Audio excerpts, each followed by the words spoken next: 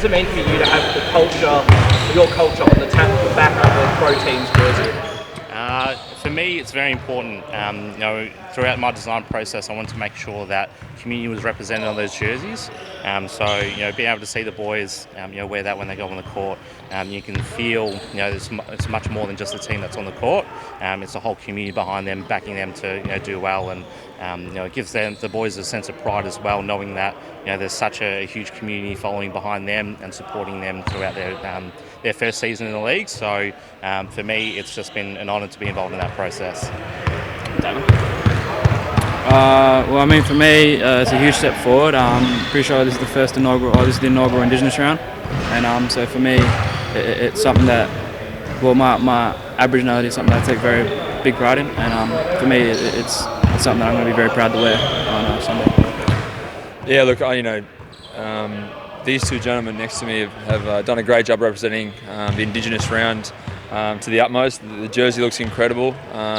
Randy's spot on with what he said about the community being behind us, and for us, we want to be a family and a community-based organisation, and so far that's what we're feeling. So, we can't thank Randy and then guys like Davo who represent the Indigenous family with absolute pride and respect.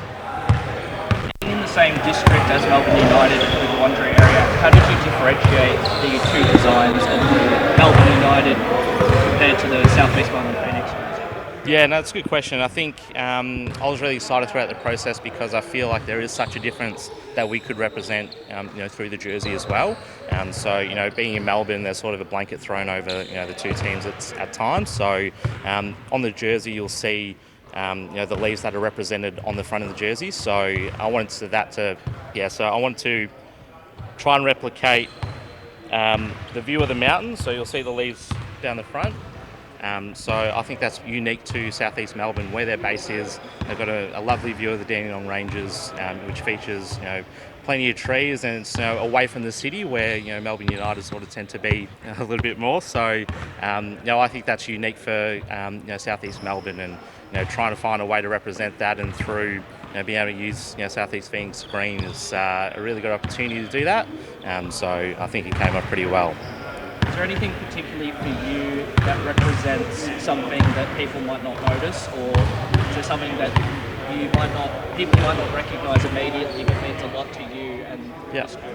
Yeah, I think, and it wasn't intended at the start, but the way the design came out, we've got this circle in the background at the front. So at the start, so that's to represent that community. So right now, I like the way it represents how it's watermarked into the background.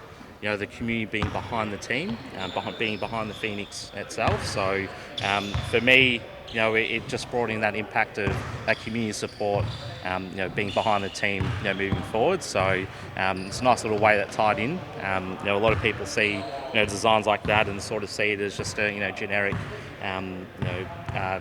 artistic style that people use. But with the deeper meaning behind that, there's that connection to the team. That hopefully they'll feel when they move out onto the court. Davo, what does it mean for you to be physically represented on a part of your team, that everyone on your team, no matter where they are, is going to be wearing something that represents you? For me, it's big.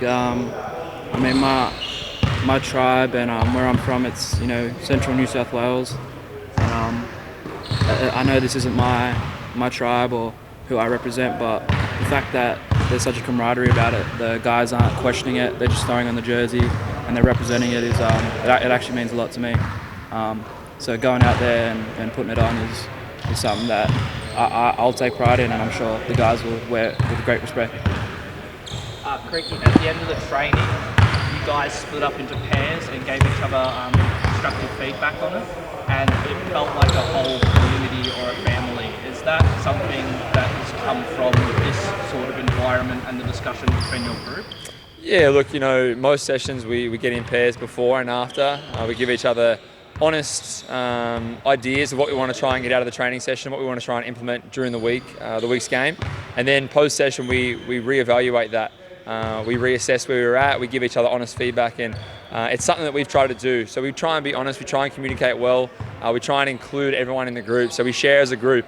As the community sense with that the circle behind the Phoenix, we want to be a community. We want to support each other. We want to have that backing of each other. So that's what we're trying to do at the end and start of trainings as well. I think we're yet to beat Sydney this year. What's the main focuses on how to turn it around in the fourth attempt? Yeah, look, we've had really good chances. The one at home, we lose on the buzzer. Another one, we lose by a few points. We go to Sydney and just drop it there. We were in the whole game. So we understand we've got to shut guys down, kick it down. We know Casper Ware and, Jake Sean Tate are going to be guys who are going to get theirs just by, the amount of repetitions they get. But it's the other guys you have to take care of. You have to limit Daniel Kickett's threes, Bogut's rolls to the rim and his ability to pass and make plays. We do that and we keep guys like Taylor and Bruce off the foul line and the three-point line, then it gives ourselves a good chance. But, last time we played them, they shot their season best three-point percentage. So we're looking to try and run them off a little bit more this time and try and make them a little bit harder.